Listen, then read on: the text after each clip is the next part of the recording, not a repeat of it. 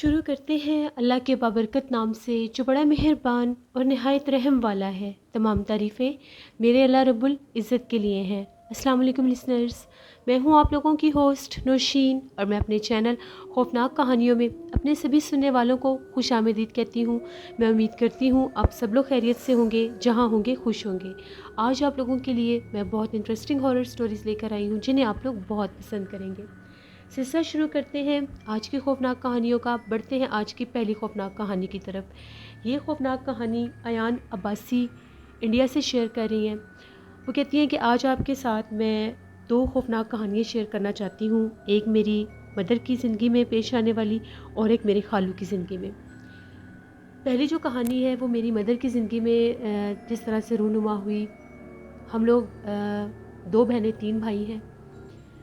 میں second number پر ہوں اپنے بہن بھائیوں میں سے، لیکن اب سب سے بڑی میں ہوں کیونکہ جو میری بڑی سسٹر ہے ان کی ڈیتھ ہو چکی ہے۔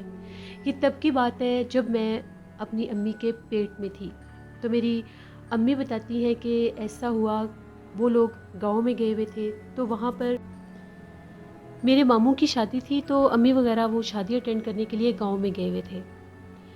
امی بتاتی ہیں کہ شدید گرمی کا موسم تھا، بہت زیادہ گرمی تھی۔ دوپہر کا ٹائم تھا، تو ہم لوگ جب فری ہوئے تو مجھے بہت زیادہ گرمی لگ رہی تھی۔ امی اور امی کی 2 بہنیں جو تھیں، ان لوگوں نے کہا کہ ہم لوگ نہا کر فریش ہو جاتے ہیں۔ تو امی بتاتی ہیں کہ وہاں پر جو نانی اماں کا گھر تھا، اس کے ساتھ ہی بالکل امی کے کزن تھے، چاچو کے بیٹے تھے، ان کا بھی گھر تھا۔ بالکل درمیان میں راستہ تھا، کوئی دیواریں وغیرہ نہیں تھی، ان کا حصہ الگ تھا۔ وہ اکثر کام کے سلسلے میں گھر سے باہر ہی رہتے تھے۔ تو امی جب واش روم میں نہانے کے لیے گئی، تو وہ جو واش روم میں نہانے کے لیے گئی تھی، وہ ان کے جو کزن کا گھر تھا، ان کے گھر والا واش روم تھا۔ اور کہا یہ جاتا تھا کہ ان کا جو گھر ہے وہ آج سیب زدہ ہے۔ ان کے گھر میں ایک بہت بڑا درخت ہوتا تھا، اور اس درخت کے اوپر بھی باقاعدہ جنات کو دیکھا بھی گیا تھا اور محسوس بھی کیا گیا تھا۔ امی کہتی ہیں کہ اس دور میں اس وقت ان کے باتھ روم کا دروازہ نہیں ہوتا تھا، تو نہانے سے پہلے آگے چادر وغیرہ تان لیا کرتے تھے، پردہ لگا لیا کرتے تھے، اور پھر نہایا جاتا تھا۔ جیسے امی باتھ روم میں نہانے کے لیے گئیں، تو امی کی جو 2 بہنیں تھیں وہ باہر وہ چادر تان کر کھڑی ہو گئیں کہ پہلے یہ نہا لیں تو پھر اس کے بعد ہم لوگ نہائیں گے۔ جیسے وہ لوگ چادر تان کے کھڑی ہوئیں، تو ان لوگوں کو ایسا محسوس ہوا کہ جیسے میری امی جو ہیں وہ کسی سے باتیں کر رہی ہیں۔ ان لوگوں نے ایک دوسرے کی طرف دیکھا کہ یہ باتیں کس سے کر رہی ہیں۔ انہوں نے آواز دے کر کہا کہ باجی آپ کس سے باتیں کر رہی ہیں؟ باقاعدہ امی کے باتیں کرنے کی آواز آ رہی تھی۔ ان لوگوں نے دوبارہ پوچھا کہ باجی آپ کس سے باتیں کر رہی ہیں؟ آپ تو ہمارے سامنے اندر نہانے کے لیے گئی ہیں، پھر آپ باتیں کس سے کر رہی ہیں؟ لیکن کوئی جواب نہیں آیا۔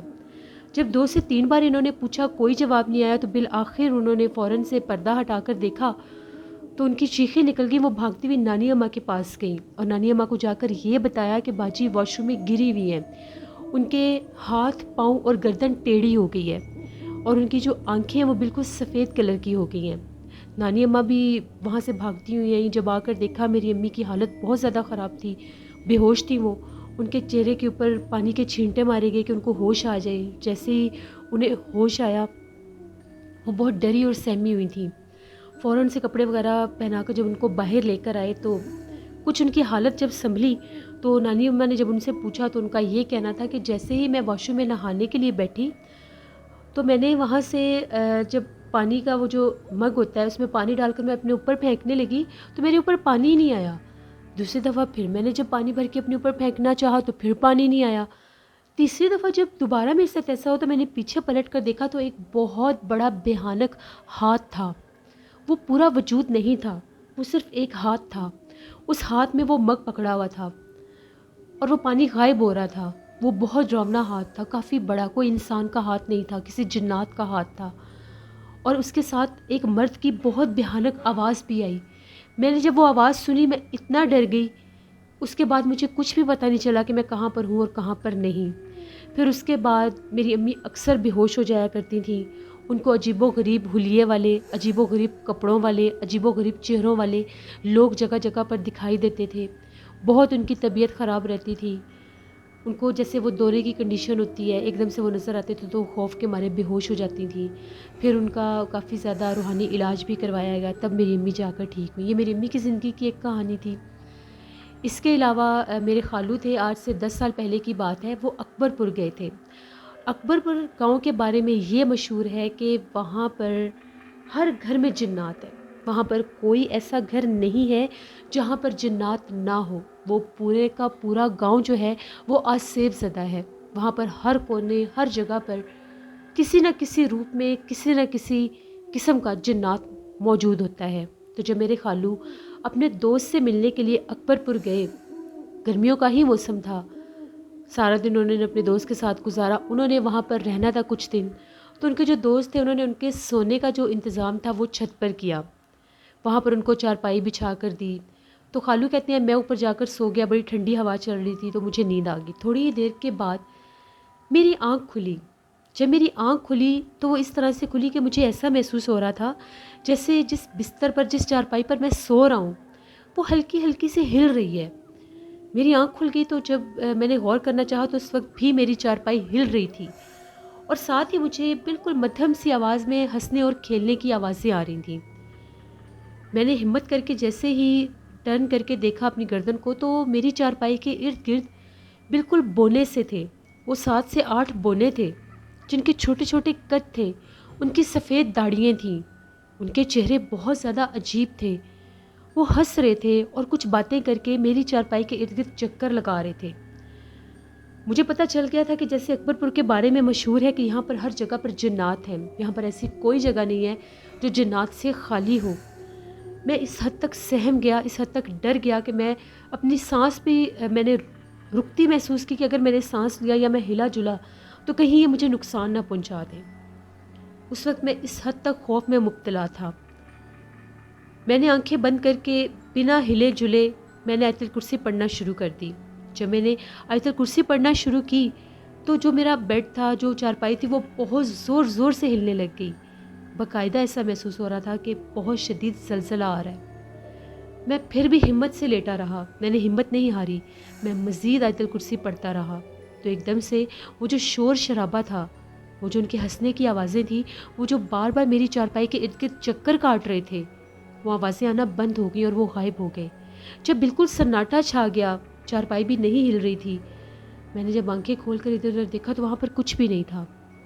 میں بہت زیادہ خوفزدہ تھا. میں صبح ہونے کا انتظار کرنے لگا.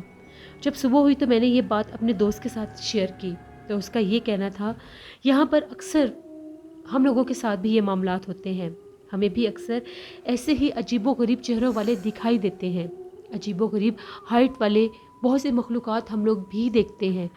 وہ کسی کو نقصان نہیں پہنچاتے. وہ یہاں پر بہت زیادہ قدیم عرصے سے آباد ہیں، صرف وہ اپنی موجودگی ظاہر کرتے ہیں. رات ہوتے ہی وہ ظاہر ہو جاتے ہیں، رات ہوتے ہی وہ ہر جگہ پر کھیلتے کودتے نظر آتے ہیں، لیکن وہ نقصان کسی کو بھی نہیں دیتے. میرے خالو پھر بہت زیادہ خوفزدہ ہو گئے تھے. پھر میرے خالو اکبر پور سے واپس آ گئے. یہ میرے خالو کی زندگی کی ایک کہانی تھی جو میں نے آپ کے ساتھ شیئر کی. بہت شکریہ ایان عباسی آپ کا. اسی طرح سے آپ اور بھی سٹوریز میرے ساتھ شیئر کریں. بڑھتے ہیں ایک اور خوفناک کہانی کی طرف. یہ خوفناک کہانی زین شیئر کرے ہیں اٹک سے. زین کہتے ہیں کہ آج آپ کے ساتھ ایک رکشہ ڈرائیور کی زندگی میں پیش آنے والی ایک بہت ہی زیادہ ڈراؤنی کہانی شیئر کرنا چاہتا ہوں. ایک دفعہ کی بات ہے، وہ جو رکشہ ڈرائیور تھا، دسمبر کی ٹھٹھرتی سرد راتیں تھیں اور وہ اپنے گھر کو واپس جا رہا تھا. جس راستے سے وہ گزر رہا تھا وہ راستہ بہت ہی زیادہ ویران اور سنسان تھا. اوپر سے اتنی ٹھٹھراتی اور سرد رات، تو دور دور تک کوئی بھی انسان دکھائی نہیں دے رہا تھا. رات 10 ساڑھے 10 بجے کا ٹائم تھا. تو وہ رکشہ ڈرائیور اپنا رکشہ لے کر اس راستے سے گزر رہا تھا. تبھی اس کی نظر پڑی تو اس نے سڑک کے ایک کارنر پر ایک شخص کو دیکھا جو وہاں پر موجود تھا. اس رکشے والے نے جیسے اس کے پاس جا کے رکشہ روکا تو اس سے یہ کہا کہ بھائی تمہیں اگر کہیں جانا ہے تو میں تمہیں چھوڑ دیتا ہوں. تو وہ جو آدمی تھا اس نے رکشے والے کی طرف بہت غور سے دیکھا اور یہ کہا کہ ہاں مجھے فلاں گاؤں میں جانا ہے تو مجھے چھوڑ دو. رکشے والے نے کہا کہ ٹھیک ہے تم بیٹھ جاؤ، میں تمہیں چھوڑ دوں گا. وہ آدمی رکشے میں بیٹھ گیا. رکشے والے نے رکشہ سٹارٹ کیا تو اس سے بات چیت کرنا چاہی کہ تم کون ہو اور اتنی رات کو اتنی شدید سردی میں یہاں پر کیا کر رہے ہو. رکشے والے نے جب اس سے بات کی، اس نے کسی بات کا کوئی جواب نہیں دیا. رکشے والے نے پھر اس سے بات پوچھی، اس نے پھر بھی کوئی جواب نہیں دیا. تو رکشے والے کو یہ لگا کہ شاید یہ جو آدمی ہے شاید یہ اونچا سنتا ہے یا شاید یہ بہرا ہے، اس کو میری آواز کی سمجھ نہیں آ رہی، اس لیے یہ میری بات کا جواب نہیں دے رہا۔ اس نے اس سے دوبارہ بات ہی نہیں کی۔ اسی طرح سے وہ اس راستے پر اپنا رکشہ لے کر جا رہا تھا۔ تبھی ایک دم سے اس کو ایسا محسوس ہوا کہ جیسے اس کے رکشے سے عجیب و غریب طرح کی آواز آ رہی ہے۔ جب اس نے غور کیا تو اس کو ایسا لگا کہ جیسے وہ پیچھے بیٹھا آدمی جو تھا وہ زور زور سے اپنا پاؤں رکشے کے اوپر پٹک رہا تھا، زور زور سے اپنا پاؤں رکشے پر مار رہا تھا۔ تو اس نے اس آدمی کو پیچھے پلٹ کر جب دیکھا تو وہ اپنا ایک پاؤں زور زور سے رکشے کے اوپر مار رہا تھا۔ اس نے اس کو یہ کہا کہ ایسے مت کرو، یہ تم کیا کر رہے ہو؟ اس آدمی نے پھر اس رکشے والے کی طرف بہت گھور کے دیکھا اور جو وہ اپنا پاؤں پٹک رہا تھا اس نے وہ بند کر دیا۔ رکشے والے کو بڑا عجیب لگا کہ بڑا عجیب سا پرسرار سا پاگل سا آدمی ہے، کیسے یہ عجیب سا بندہ ہے، پہلے تو اس کو میری آواز بھی نہیں سنائی دے رہی تھی اور جب میں نے اب اس کو منع کیا ہے تو اس نے فوراً سے اپنا پاؤں روک لیا ہے، عجیب پاگل آدمی ہے۔ رکشے والا رکشہ چلاتا رہا۔ اب اس کے ذہن میں عجیب و غریب ڈاؤٹ آ رہی تھی کہ پتہ نہیں یہ آدمی کون ہے، کتنا مسٹیریس سا ہے۔ تو اس نے جیسے ہی فرنٹ مرر سے پیچھے دیکھا تو وہاں پر کچھ بھی نہیں تھا۔ اسے بڑا تعجب ہوا کہ ابھی تو وہ رکشے میں پاؤں مار رہا تھا اور میں نے اس کو منع کیا، تو اب وہ کہاں پر گیا؟ جب پیچھے پلٹ کر دیکھا تو وہ چلتے رکشے سے وہ آدمی غائب ہو چکا تھا۔ رکشے والے کو تو بہت زیادہ حیرانگی ہوئی کہ یہ پاسبل کیسے کہ وہ چلتے رکشے سے غائب ہو گیا ہے۔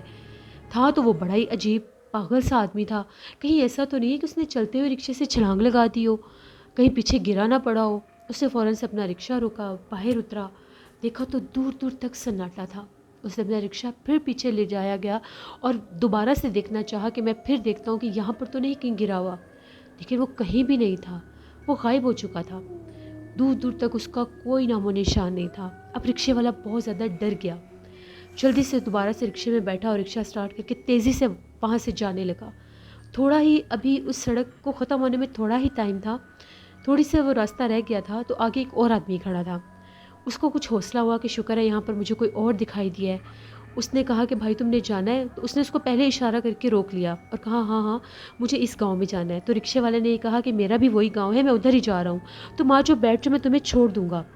جیسے وہ آدمی رکشے میں بیٹھا تو وہ رکشے والا تو پہلے بہت گھبرایا ہوا تھا، تو اس سے پہلے کہ رکشے والا اس کو سارا ماجرا بتاتا کہ اس کے ساتھ کیا ہوا تھا کیا نہیں، تو وہ آدمی ایک دم سے رکشے والے کو دیکھ کر بولتا ہے ابھی تم نے اپنے رکشے میں میرے بھائی کو بٹھایا تھا، کیا بات ہوئی تھی؟ وہ ایک دم سے تمہارا رکشہ چھوڑ کر چلا گیا۔ یہ بات کہنے کی دیر تھی، رکشے والے کے تو رونگٹے کھڑے ہو گئے خوف کے مارے۔ جیسے اس نے پیچھے پلٹ کر دیکھا تو وہ جو دوسرا آدمی اس نے رکشے میں بٹھایا تھا اس کا چہرہ بگڑ چکا تھا، اس کا چہرہ بہت زیادہ ڈراؤنا اور بھیانک تھا۔ رکشے والے نے فوراً سے رکشہ روکا، رکشے سے بھاگتا ہوا پیدل اپنے گاؤں میں پہنچا۔ جب اپنے گاؤں میں پہنچا تو اس کا شور شرابہ سن کر کچھ لوگ ابھی وہاں پر جاگ رہے تھے، تو وہ فوراً سے اپنے اپنے گھروں سے باہر نکلے اور اس سے پوچھا کہ تمہیں کیا ہوا ہے، کیا مسئلہ ہے تمہارے ساتھ؟ تو رکشے والے نے، وہ بہت زیادہ گھبرایا تو اسے بولا بھی نہیں جا رہا تھا۔ ان لوگوں نے رکشے والے کو ایک سائڈ پر بٹھایا، پانی وغیرہ پلایا۔ جب وہ کچھ سنبھلا تو اس نے پوری بات بتائی کہ اس طرح سے راستے میں میرے ساتھ یہ حادثہ ہوا ہے، پہلے مجھے ایک آدمی ملا، پھر مجھے دوسرا آدمی ملا، تو یہ میرے ساتھ ہوا ہے، میں تو رکشہ بھی چھوڑ کر وہاں سے بھاگ گیا ہوں۔ تو وہ جو آدمی تھے انہوں نے یہ کہا کہ تمہیں ڈرنے کی ضرورت نہیں ہے، تم ہم لوگوں کے گاؤں کے آدمی ہو، تو ہم تمہیں اس طرح سے اکیلا نہیں چھوڑ سکتے، ابھی یہ 2-3 لوگ جاتے ہیں، جا کر تمہارا رکشہ لے آتے ہیں۔ وہ جو 2-3 آدمی تھے وہ اپنے ہاتھ میں کچھ لاٹھیاں پکڑ کر لالٹین لے کر اس کا رکشہ لینے کے لیے چلے گئے۔ وہاں پر گئے تو رکشہ سٹل ویسے ہی کھڑا ہوا تھا۔ جیسے ہی وہ لوگ رکشہ واپس لے کر آئے تو وہ لوگ بہت زیادہ ڈرے اور گھبرائے ہوئے تھے اور بار بار پلٹ کر پیچھے دیکھ رہے تھے۔ رکشے والے نے ان سے پوچھا کہ تمہیں وہاں پر کچھ دکھائی نہیں دیا؟ تو ان لوگوں نے یہ بتایا کہ جیسے ہم لوگ اس روڈ پر پہنچے تو وہ روڈ بالکل خالی تھا، ایک دم سناٹا تھا وہاں پر۔ جیسے ہی ہم لوگوں نے تمہارا رکشہ دیکھا، ہم نے اندر بھی جھانک کر دیکھا، اندر بھی کچھ نہیں تھا۔ تو ہم لوگوں نے جب رکشہ سٹارٹ کیا تو ایک دم سے بہت زیادہ کتے بھونکنے لگ گئے۔ ان کتوں کی آوازیں بہت زیادہ ڈراؤنی تھیں۔ وہ کتے بھاگتے بھاگتے ہم لوگوں کے رکشے کے پاس آنے لگے۔ وہ سائز میں بھی کافی بڑے کالے رنگ کے کتے تھے۔ ہم لوگوں نے جب رکشہ تیز کیا تو ہم لوگوں کو کالے رنگ کی پرچھائیاں نظر آئیں جو ہوا میں اڑ رہی تھیں۔ وہ بہت زیادہ وجود تھے اور وہ بار بار تمہارے رکشے کے اوپر آ رہے تھے۔ وہ 5 سے 6 بہت کالے سیاہ ہیولے اور وجود تھے، پرچھائیاں تھیں جو بار بار رکشے کے اوپر آ رہے تھے۔ ہم لوگ بڑی مشکل کے ساتھ تمہارا رکشہ لے کر آئے ہیں۔ رکشے والا بہت ڈرا ہوا تھا، اس کی زندگی میں یہ حادثہ پہلی بار ہوا تھا۔ زین کہتے ہیں اسی رکشے والے کی زندگی کا ایک اور قصہ بھی ہے، وہ جو جنات اس رات اس کے رکشے میں سوار ہوئے تھے، انہوں نے ابھی بھی اس کی جان نہیں چھوڑی تھی۔ کس طرح سے انہوں نے اس کی زندگی اجیرن کی، یہ میں نیکسٹ پارٹ میں آپ کے ساتھ ضرور شیئر کروں گا۔ بہت شکریہ زین آپ کا۔ بڑھتے ہیں ایک اور خوفناک کہانی کی طرف۔ یہ خوفناک کہانی عامر شیئر کر رہے ہیں کراچی سے۔ عامر کہتے ہیں میں کراچی کا رہنے والا ہوں اور آج آپ کے ساتھ اپنی زندگی میں پیش آنے والی ایک بہت ہی زیادہ ڈراؤنی کہانی شیئر کرنا چاہتا ہوں۔ آج سے 7 سال پہلے کی بات ہے۔ ہم لوگوں کا جو بزنس ہے، میری ایک شاپ ہے، ہم لوگ جب بھی کوئی فنکشن ہوتا ہے تو وہاں پر ہم لوگ جا کے اسٹیج سیٹ کرتے ہیں، وہاں کا جو میوزک سیٹ اپ ہوتا ہے وہ ہم لوگوں نے دیکھنا ہوتا ہے، جو لائٹس ہوتی ہیں وہ سارا ہم لوگ سیٹ کرتے ہیں۔ تو ایک دفعہ ایسا ہوا، ہم لوگوں کو ایک آرڈر آیا، عید سے تقریباً 2 دن بعد کی وہ بکنگ تھی۔ وہ ایک پرائیویٹ کالج تھا اور وہ آنر جو تھے ان کی بیٹی کی منگنی تھی، تو اس کا وہ فنکشن تھا، ان کی جو انگیجمنٹ تھی اس کا سارا سیٹ اپ انہوں نے اپنے اس کالج میں ہی کیا تھا۔ وہاں پر بہت بڑا گراؤنڈ تھا جہاں پر وہ اسٹیج ہم لوگوں کو جا کر بنانا تھا۔ تو ہم لوگوں کو ان لوگوں نے بکنگ کروا دی۔ ہم لوگوں نے فنکشن سے ایک دن پہلے جا کر وہاں پر سارا کچھ سیٹ اپ دیکھنا تھا، اسٹیج ریڈی کروانا تھا اور نیکسٹ ڈے ہم نے باقی جا کر ساری ڈیکوریشن چیک کرنی تھی۔ میں اور میرے ساتھ میرے 2 کام کرنے والے لڑکے میں نے رکھے ہوئے تھے، جن میں سے ایک الیکٹریشین بھی تھا۔ ہم لوگ ان کے بتائے ہوئے ایڈریس پر چلے گئے۔ انہوں نے وہاں سے ہمیں اس کالج کی چابی دے دی۔ وہ جو پرائیویٹ کالج تھا ان کے گھر سے تھوڑا ہی ڈسٹینس پر تھا تو وہ آبادی میں ہی، لیکن جس جگہ پر وہ کالج بنتا تھا اس کے اراؤنڈ کوئی گھر نہیں تھا، گلیاں تھیں، سڑک لگتی تھی، اس سے آگے گھر تھے۔ بہت زیادہ بڑی بلڈنگ بھی نہیں تھی اور بہت چھوٹی بلڈنگ بھی نہیں تھی۔ ہم لوگوں نے جب کالج میں ہم لوگ گئے، دروازہ کھولا، وہاں پر کوئی واچ مین بھی نہیں تھا، عید کی چھٹیوں کی وجہ سے گئے ہوئے تھے سب۔ جا کر لائٹس آن کی تو وہاں پر لان تھا ایک بہت بڑا، جہاں پر انہوں نے وہ فنکشن کروانا تھا۔ اس کے بالکل سامنے ایک گیلری سی بنی ہوئی تھی، جو 2 سٹیپ اتر کر نیچے جاتے تھے، اس میں آگے کچھ کلاس روم بنے ہوئے تھے۔ وہاں پر ہم لوگوں نے سوچا تھا کہ اس گیلری سے بالکل آگے ہی ہم لوگ اسٹیج بنا دیں گے اور وہاں پر جو روم ہیں ان کو ہم یوز کر لیں گے، وہاں پر ہم لوگ اپنی چیزیں رکھ دیں گے، کیونکہ میوزک سیٹ اپ بھی کرنا تھا۔ تو وہاں پر سارے سوئچ بورڈ تھے۔ وہ جو الیکٹریشین اور میرے ساتھ وہ دوسرا جو لڑکا تھا، وہ کچھ سامان شارٹ تھا، وہ لوگ لینے کے لیے چلے گئے، کیونکہ وہاں پر ہم لوگوں کو زیادہ لمبی وائر چاہیے تھی۔ وہ لوگ وہ لینے کے لیے گئے اور میں بھی وہاں پر اکیلا ہی تھا۔ میرے پاس ایک بیگ تھا، وہ بیگ میں نے بالکل اس جگہ پر رکھا جہاں پر ہم لوگوں نے اسٹیج بنانا تھا، اور میں اس جگہ کو ابھی ادھر ادھر چل پھر کے دیکھ ہی رہا تھا۔ ایک دم سے میں پیچھے پلٹا تو وہ بیگ وہاں سے غائب تھا۔ مجھے بڑا تعجب ہوا کہ بیگ کہاں پر چلا گیا، ابھی تو بیگ میں نے یہیں پر رکھا تھا۔ میں ادھر ادھر بیگ کو دیکھنے لگ گیا کہ بیگ کہاں پر گیا ہے۔ اسی تجسس میں اترتا ہوا، جیسے ہی وہ 2 سٹیپ نیچے اترا تو وہ گیلری جو تھی، وہاں پر ایک کمرے کی ہم لوگوں نے لائٹ جلائی ہوئی تھی کلاس روم کی، میں نے دیکھا تو وہ جو بیگ تھا وہ بالکل سامنے گیلری کے کونے پر پڑا ہوا تھا۔ بڑی حیران کن بات تھی کہ بیگ وہاں پر کب گیا، کیسے گیا، کون لے کر گیا، مجھے تو یہ بھی نہیں پتا تھا۔ فوراً سے میں نے اس گیلری کی لائٹ آن کی اور میں نے جا کر میں بیگ اٹھانے لگا تو وہ جو گیلری کا کارنر تھا وہاں سے ایک اور ٹرن ہوتا تھا، ایک چھوٹی سی گیلری تھی، وہاں پر سامنے بھی ایک کلاس روم تھا، اس میں بھی تھوڑی بہت روشنی جا رہی تھی۔ جب میں اپنا بیگ اٹھانے لگا تو میں نے وہاں پر کارنر میں زمین پر کسی کو بیٹھے ہوئے دیکھا، اور وہ لڑکا تھا یا لڑکی یہ سمجھ نہیں آ رہا تھا، سر اس نے اپنا گھٹنوں پر رکھا ہوا تھا، اندھیرا تھا، باقاعدہ وہاں پر کچھ بیٹھا ہوا تھا۔ میں نے پوچھا کہ کون ہے وہاں پر، مجھے لگا کہ پتہ نہیں شاید کوئی شرارت کر رہا ہے میرے ساتھ۔ میں نے پوچھا کون ہے وہاں پر۔ جب میں بیگ اٹھانے لگا تو ایسا لگا کہ میرے پیچھے کچھ گرا ہے۔ میں فوراً پیچھے پلٹ کر دیکھا تو کلاس روم سے آواز آئی تھی جیسے کوئی چیئر گرتی ہے۔ میں نے فوراً سے بیگ اٹھایا تو جیسے ہی میں نے دوبارہ اس طرف دیکھا تو وہاں پر جو کچھ بیٹھا ہوا وجود تھا وہ غائب ہو چکا تھا۔ میں بہت زیادہ ڈر گیا۔ میں نے فوراً سے بیگ اٹھایا اور میں بھاگتا ہوا ادھر سے باہر نکلا، میں گیٹ کی طرف آ گیا۔ جیسے ہی میرے ساتھ وہ جو لڑکے تھے ان کو میں نے فون کیا کہ تم لوگ کہاں پر ہو، جلدی آؤ۔ ان لوگوں کو پتہ چلا کہ میں بہت گھبرایا ہوا ہوں۔ اس وقت تو میں نے انہیں کچھ نہیں بتایا۔ وہ لوگ آئے، ان لوگوں نے پوچھا کہ کیا ہوا ہے، آپ اتنے پریشان کیوں ہیں؟ میں نے انہیں کہا کہ نہیں کچھ بھی نہیں ہوا، مجھے پتا تھا وہ لوگ وہاں پر کام نہیں کریں گے اگر انہیں بتا دیا تو۔ میں نے یہ کہا کہ نہیں دیر ہو رہی تھی، پہلے ہی رات ہو چکی ہے، مغرب کے بعد کا ٹائم ہے، تو کس وقت ہم لوگ سیٹ اپ کریں گے، اس لیے میں کہہ رہا تھا کہ جلدی آ جاؤ۔ ویسے کھلی جگہ تھی تو مجھے عجیب سا لگ رہا تھا۔ ہم لوگوں نے وہاں پر کام شروع کر دیا۔ وہ اسٹیج کا سامان بھی آ گیا، ابھی وہ سامان اتار کے رکھا تھا، اسٹیج سیٹ کر رہے تھے۔ جو الیکٹریشین تھا وہ جیسے ہی وہاں پر وہ الیکٹریسٹی کا جو کنیکشن لگانا تھا وہ لگانے کے لیے اسی گیلری سے نکل کر اس کلاس روم کی طرف گیا جہاں پر میں نے کسی کو بیٹھے دیکھا تھا، کیونکہ اگر ہم سامنے والے کلاس روم میں کرتے تو وہ پاؤں کے اندر ساری وائر آنی تھی. ہم لوگوں نے یہ سوچا تھا کہ یہ بالکل گیلری کے ساتھ والی جگہ ہے تو دیوار کے ساتھ ساری وائر ہو جائے گی. اس میں وہ لگانے کے لیے گیا تو ایک دم چیخو پکار شروع ہو گیا، اس کی چیخنے کی آوازیں آ رہی تھی. جب ہم لوگوں نے اس کی چیخوں کی آوازیں سنی، وہ چیخیں مار رہا تھا، تو بھاگتے ہوئے اس کی طرف گئے تو وہ ہوا میں تھا، باقاعدہ وہ زمین سے ہوا میں تھا. اس کو کس نے پکڑا ہوا تھا، وہ کون تھا جس نے اس کو اٹھایا ہوا تھا، ہمیں نظر ہی نہیں آیا. وہ ہاتھ پاؤں مار رہا تھا جیسے وہ اپنے آپ کو نیچے اتارنا چاہ رہا ہے کہ مجھے چھوڑ دو، یہ بھی کہہ رہا تھا. تبھی اس کو ایک دم کسی نے زمین پر گرا دیا. جیسے وہ زمین پر گرا، وہ اٹھتا پڑتا باہر نکلا تو کلاس روم کا دروازہ بند ہو گیا.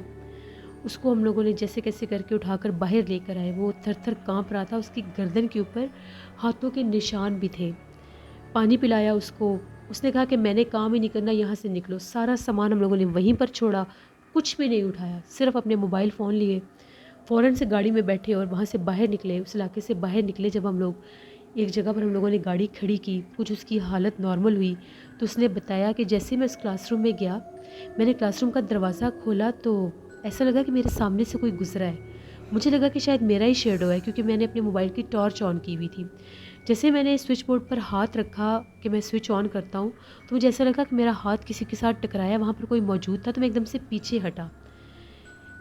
جیسے میں نے موبائل کی لائٹ آن کی تو وہاں پر زمین پر کچھ بیٹھا ہوا تھا، وہ کوئی عورت تھی. ایک دم سے وہ کھڑی ہو گئی. جیسے میں نے ہاتھ مارا تو وہ لائٹ بھی آن ہوگی. وہ بہت ڈراؤنی تھی. اس نے مجھے گلے سے پکڑ لیا اور مجھے بالکل سینٹر میں لے آئی، دروازے کے بالکل سامنے. اس کی ہائٹ بھی بہت زیادہ تھی. اس کا چہرہ بہت زیادہ خوفناک تھا. میں نے اتنا بھیانک چہرہ کبھی بھی نہیں دیکھا. اس کی بڑی بڑی آنکھیں تھیں، دانت باہر نکلے ہوئے تھے. ہم لوگوں نے اسے یہ کہا کہ ہمیں تو وہ عورت نظر نہیں آ رہی تھی، ہم لوگوں نے تو تمہیں ہوا میں دیکھا ہے. اس نے یہ کہا نہیں، اس نے اس وقت بھی مجھے پکڑا ہوا تھا. جب اس نے مجھے باہر پھینکا ہے، نیچے گرایا ہے، میں باہر بھاگا ہوں تو اس نے دروازہ بند کیا ہے. میں نے یہاں پر کام نہیں کرنا. ہم لوگوں نے اسے بہت ہمت دی، حوصلہ دیا، پانی وغیرہ پلایا. اس کے بعد اس کو گھر چھوڑ کر آئے. 2-3 دن وہ کام پر بھی نہیں آ سکا، بہت بیمار ہو گیا، بخار ہو گیا. ہم نے اس کالج کے آنر کو ساری بات بتائی. وہ تو اس چیز کو ایکسیپٹ ہی نہیں کر رہا تھا. ہم نے اسے یہ کہا کہ ہم نے تو وہاں سے سامان اٹھانے بھی نہیں آنا، آپ جس سے مرضی اپنا کام کروائیں. ہم لوگوں کا جو سامان ہے وہ اپنے کالج کے باہر آپ نکلوا دیں، ہم لوگ اٹھا لیں گے. ویری نیکسٹ ڈے پھر ان لوگوں نے کہیں اور اپنا سیٹ اپ کر لیا. اس کالج میں انہوں نے وہ فنکشن بھی نہیں کیا، کسی اور ہوٹل میں کر لیا. ہم لوگوں نے اپنا سامان اٹھایا اور ہم لوگ وہاں سے واپس آ گئے. یہ ہم لوگوں کی زندگی کی ایک ایسی خوفناک کہانی ہے جس کو ہم کبھی بھی نہیں بھول سکتے. مجھے نہیں پتا کہ وہاں پر اسٹوڈنٹس کیسے پڑھتے ہوں گے، کیا کیا ان کے ساتھ وہ حالات اور واقعات ہوتے ہوں گے، کیونکہ وہاں پر بہت زیادہ جنات تھے. بہت شکریہ عامر آپ کا. لسنرز، یہ تھی آج کی خوفناک کہانی ہے. اپنا فیڈ بیک مجھے ضرور دیں، آپ لوگوں کو کیسی لگی. آپ لوگ بھی اپنی خوفناک کہانیاں شیئر کر سکتے ہیں ڈسکرپشن باکس میں دیے گئے ای میل آئی ڈی nushreen57@gmail.com پر. اس کے علاوہ آپ لوگ مجھے کامنٹ باکس میں بھی سٹوری شیئر کر سکتے ہیں. لسنرز، جیسے آپ لوگوں نے ابھی تھوڑی دیر پہلے دیکھا ہوگا کہ میں نے ایک 17 سیکنڈ کا کلپ لگایا تھا جس میں ایک لائیو لوکیشن کی انویسٹیگیشن کی تھی. ہم لوگوں نے، میں اور میری سسٹر ایز اے ٹیم ہم لوگ کام کر رہے ہیں. ہم لوگ آپ لوگوں کو لائیو ایسی ہانٹڈ لوکیشنز بھی دکھایا کریں گے. وہ جو ہارر لوکیشن کا جو ولاگ ہوگا، جو ہارر ولاگ ہوگا، وہ جو میرا چینل نوشین وائس آفیشیل تھا اسی کے اوپر میں پوسٹ کروں گی. لیکن اس کا نیم میں نے چینج کر دیا. وہ کیا ہوگا، ہفتے میں ایک بار وہاں پر ہارر ولاگ آیا کرے گا، اس کو ضرور وزٹ کریے گا. لائیو لوکیشنز میں آپ لوگوں کے ساتھ شیئر کروں گی، آپ لوگوں کو پسند آئیں گی. انشاءاللہ کل آپ لوگوں کے ساتھ پھر ملاقات ہوگی کسی نئی خوفناک کہانی میں. اپنا بہت سا خیال رکھیے گا. Thank you for watching. Stay blessed. Allah نگہبان.